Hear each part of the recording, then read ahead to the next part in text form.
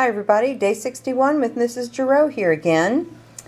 Today we're continuing with a project that is using the art principle emphasis, and we're continuing by creating a mixed media background. So nothing has really been emphasized yet. We are creating the background with mixed media, which means more than one. So we're using tempera paint, crayons, markers, ink so far, so lots of different techniques. And then we had a demonstration of printmaking, and I showed students how they're going to be incorporating that into their project.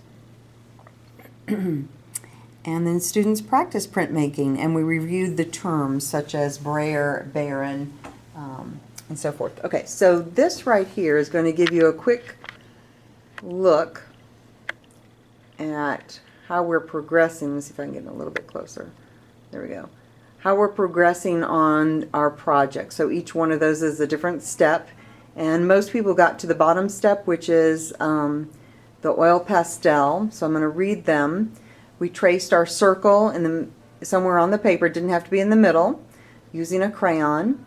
Then we drew straight lines, any number of lines, anywhere on the background, using a ruler. Then we painted the background, but not inside the circle, and we used any color tempera paint that was available, and in any way we wanted to paint it. And then we painted inside the circle. This was after the outside was dry, and we used any color that was not used in the background, anywhere in the background, so it had to be a completely different color. In other words, a contrasting color.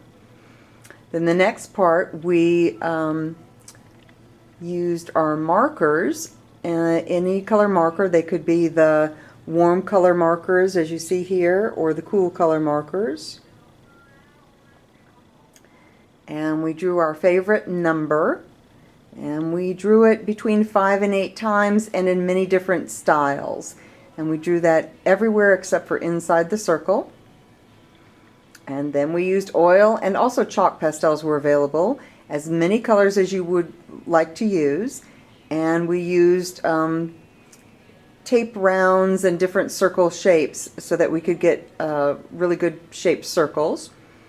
And 3 of those circles we colored in. So most people did between 5 and 10 circles. 3 of them are colored in whichever way you would like. It didn't say solid, so you could color them in however you would like. Okay, and most people got that far. So then back here we have our printmaking. And we took our number that we drew, our favorite number. Okay, and this favorite number was 5. And why is it backwards? Because when we print, we're going to be turning it over on the piece of paper and printing it that way. And she did a really good job. So we tried to draw our numbers uniquely, right here. Okay, and we had to put them on backwards, glue them on backwards. So this one, thank goodness you didn't glue it on yet. That one, if you glued it on like that, it's going to be a backwards 6. So when you're gluing them on, these are out of foam, you're going to glue them on like that. Okay, so this is why when you're looking over here, you see a bunch of backwards numbers, and that is exactly correct. We went over painting rules of the supplies and how to wash out your brush and return supplies. So care and usage of materials is always part of your grade.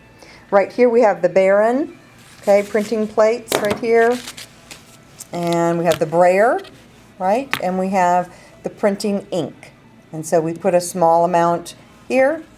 We rolled it till we heard the tacky sound, sticky sound, right?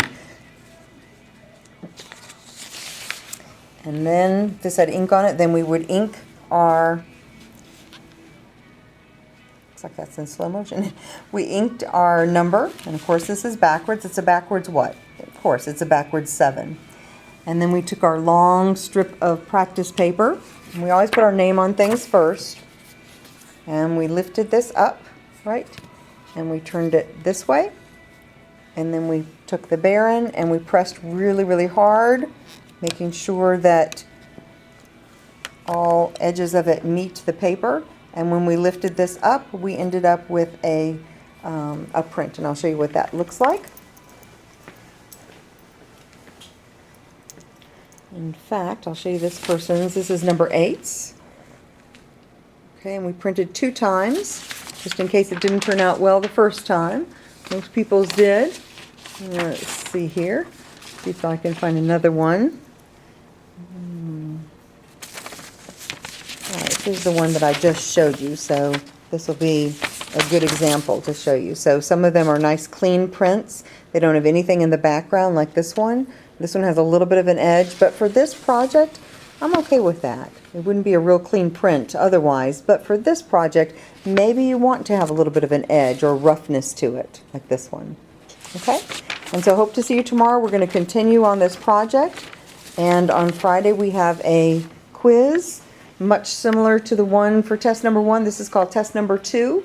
It will cover your elements and principles of design, and it will also cover art history that we have been working on and that you did your PowerPoint on. So I look forward to seeing you. And again, we're working on emphasis, and our inspiration is coming from some abstract work. This one by Stuart Davis, and the one we're talking about in class, the number 5, is by Charles Demuth. And I look forward to seeing you.